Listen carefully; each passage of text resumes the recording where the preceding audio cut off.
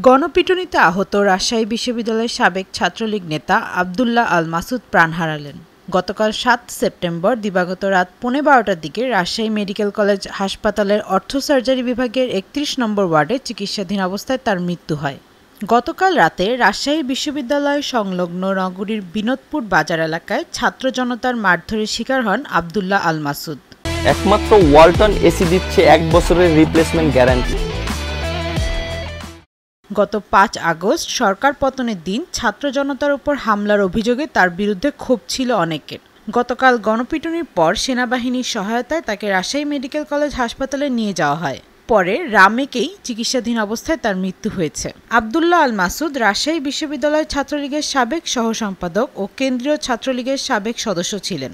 তিনি রাজশাহী বিশ্ববিদ্যালয় মেডিকেল সেন্টারে স্টোর অফিসার হিসেবে চাকরি করতেন। তার গ্রামের বাড়ি চাঁপাইনবাবগঞ্জ জেলার শিবগঞ্জ উপজেলায়। গত ৩ সেপ্টেম্বর কন্যা সন্তানের বাবা হন মাসুদ। পরিবারসহ রাজশাহীর বিনোদপুর এলাকায় থাকতেন তিনি।